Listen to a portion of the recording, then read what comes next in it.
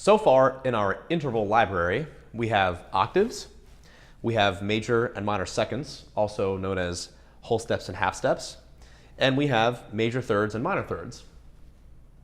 We've also touched on the idea that an interval can be played melodically or harmonically.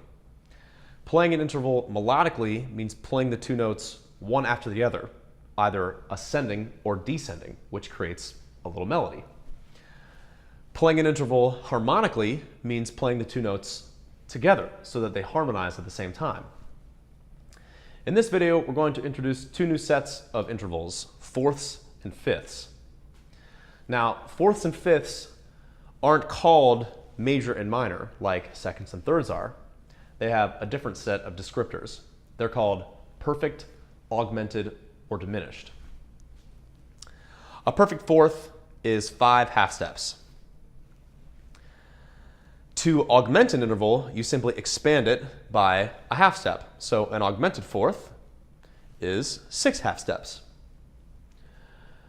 A diminished fourth is the opposite. To diminish an interval, you simply contract it by a half step. So a diminished fourth is 4 half steps.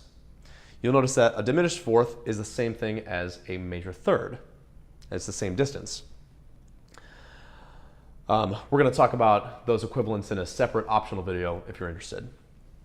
Anyway, so a perfect fifth is 7 half steps, and an augmented fifth, according to our definition, must be one more than that. It's 8 half steps. And a diminished fifth is 6 half steps, the same thing as an augmented fourth. Now, 6 half steps is half the distance of an octave. Remember, an octave is 12 half steps, so 6 half steps, half an octave. It has a very special name. This interval is called a tritone. You'll hear musicians refer to this interval as a tritone all the time. Tritones are very important intervals in terms of harmonic structuring, and we're going to talk about why in a little bit. Okay, lots of intervals to cover today. Let's get a sense of what they sound like. Let's look at perfect fourths first. A perfect fourth is 5 half steps. Let's count a perfect fourth up from A. 1, 2, 3, 4, 5. D is a perfect fourth up from A. Let's count a perfect fourth down from A. 1, 2, 3, 4, 5. E. E is a perfect fourth down from A. 2 more examples. Let's count a perfect fourth up from A flat. 1, 2, 3, 4, 5. D flat. D flat is a perfect fourth up from A flat. And a perfect fourth down from B, 1, 2, 3, 4, 5, is F sharp. Ascending, a perfect fourth is the first interval in Here Comes the Bride Wedding March. Here comes the bride. That's what everyone thinks of when they hear an ascending fourth. It's also the first 2 notes in the song Amazing Grace. Amazing Grace, here comes the bride, amaze. There's your ascending perfect fourth. Descending, a perfect fourth is the first 2 notes of the song I've Been Working on the Railroad.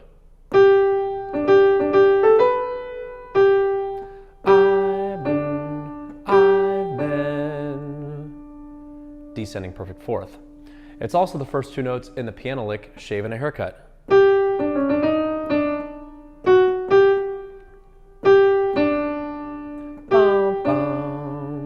Descending perfect fourth. When I play a perfect fourth harmonically, the sound is very pleasant, almost restful and pure. Remember, if you don't recognize the songs that I give as examples, it's always a good idea to come up with examples of your own. There's a link to a larger list of references in the course materials, or even a quick online search should give you plenty of other options. Okay, we're going to jump to a perfect fifth now. A perfect fifth is 7 half steps. Let's count a perfect fifth up from A. 1, 2, 3, 4, 5, 6, 7. E is a perfect fifth up from A. Let's count a perfect fifth down from A. 1, 2, 3, 4, 5, 6, 7. D. D is a perfect fifth down from A.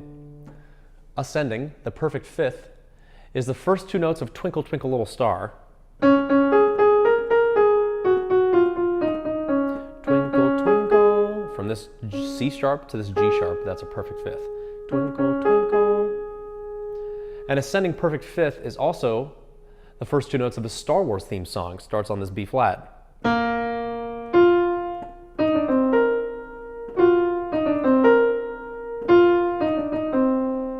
Boom, boom. There's your ascending perfect fifth.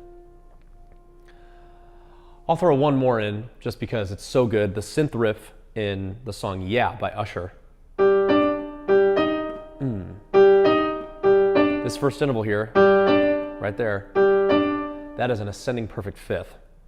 The second one is an augmented fifth or a minor sixth, but we will revisit that in a later video. Okay, descending. A perfect fifth is the first two notes in the Flintstones theme song. Starts on this B flat here. Flintstones, meet the Flintstones. Ba-da-da-da-da-da-da. Anyway, Flintstone, Flintstone. There's your descending perfect fifth. It's also the first two notes in the Sinatra tune, The Way You Look Tonight. Someday when I'm awfully low, someday. There's your descending perfect fifth. When I play a perfect fifth harmonically, the sound has a very similar quality to the perfect fourth. Pleasant, almost restful, and certainly very pure. But for me, the perfect fifth sounds just slightly more regal or authoritative, maybe more courtly. That's just my way of describing it. If you like it, great, but if not, see if you can come up with your own description of the way it sounds. The perfect fourth and the perfect fifth are related in a very deep way. They're what are called complementary intervals, meaning that stacking them together gives you a perfect octave. What this means practically is that going up a perfect fourth lands you on the same note that going down a perfect fifth does. For example, if I start on A, a perfect fourth up is D. But remember, a perfect fifth down from A is also D. This makes sense because this fifth down here plus this fourth up here together form an octave from this D to this D. Likewise, a fifth up is the same as a fourth down. So, from A to E is a fifth up, but going down from A, a fourth gets you to E as well. So we have this fourth and this fifth, and together they form an octave. One way you can think about it is that this fourth has 5 half steps, and this fifth has 7 half steps. 5 plus 7 is 12, which is the length of an octave. Complementary intervals will be very useful to us later when we start playing more chord progressions. For example, let's say you're on a C major chord and the next chord is a major chord a fifth up. So we have C major and the next chord a fifth up is G major. Well, complementary intervals says that I could choose to move a fourth down to this G major and it would be the same thing, which in fact it is. As you can imagine, as progressions get more complex, knowing about complementary intervals really comes in handy. Okay, we're going to backpedal for a second and return to the interval that is 6 half steps. It goes by many names: the augmented fourth, the diminished fifth, and my favorite, the tritone. Let's go up a tritone from A. 1, 2, 3, 4, 5, 6. E flat. Now let's go a tritone down from A. 1, 2, 3, 4, 5, 6. Also E flat. The tritone is a special interval in that it is its own complement. Going up a tritone lands you on the same note as going down a tritone. And two of them together form an octave. Ascending, a tritone is the first 2 notes of the Simpsons theme song. This should be very recognizable. The Simpsons, the There's your ascending octave. An ascending octave is also in the melody of the song Maria from West Side Story. It starts on the C sharp. Maria, Maria, I just met a girl named Maria. Marie. There's your ascending tritone. A descending tritone is the first 2 notes of the totally awesome Rush instrumental song YYZ. from C sharp to F sharp. I forget exactly what the rhythm is, but the important point is that you have this descending tritone. Yeah, there's not really a lot of popular reference points for the descending tritone, but if you love jazz, there's a great Sonny Rollins tune called Blues 7, whose melody begins with a descending tritone from this D to this G sharp here.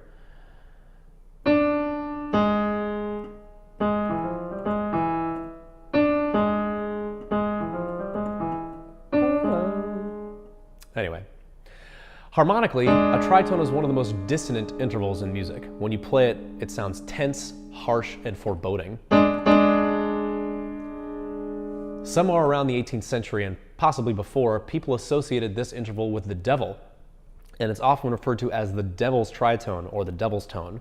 Of course, because of this association, this particular interval has a long history of being avoided, especially in religious music.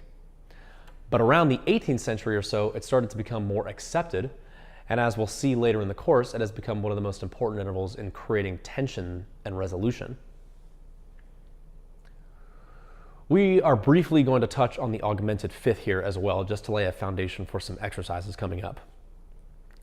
A perfect fifth, remember, is 7 half steps, and an augmented fifth is 8 half steps. So let's look at from C. From C, an augmented fifth up would be this note here, G sharp. 1, 2, 3, 4, 5, 6, 7, 8. When we start talking about fifths and their functions and chords, we'll see why this is useful. But most often we'll be referring to this interval as a minor sixth, which we'll explore in a video later this week. Of course, you might recognize this interval from its presence in the augmented triad. For example, the C augmented triad has C, E, and G sharp. And here's your augmented fifth. By itself, I think the augmented fifth, or the minor sixth, has a nostalgic, baleful quality. But as we've seen it in the context of the augmented chord, combined with the major third, it turns bright and ominous. There's more to be said about this interval, but we'll wait until the next video when we'll be calling it a minor sixth. You might have noticed I talked about diminished and augmented fifths, and I talked about augmented fourths, but I only skimmed over the idea of a diminished fourth. Remember, a diminished fourth is 4 half steps. Since a perfect fourth is 5, diminished is 1 less than that. Now, that's the same thing as a major third, and because they're equivalent, a lot of this terminology can get a little bit confusing. Truth be told, you don't really need to know all the terminology to be a good piano player, but it's an interesting topic, and it can help clarify some things if you're confused. So if you're confused or you're super curious, there's an optional video today where I go more in depth with complementary intervals and explain things like why it would be proper to call 4 half steps a diminished fourth versus a major third, depending on the context. But like I said, it's completely optional since it's really not that practical for our purposes, so it's up to you. Feel free to skip the optional video and go straight to the exercises, or if you're feeling academic, check the video out and maybe it'll answer some questions that have come up for you about why we talk about intervals in the way that we do.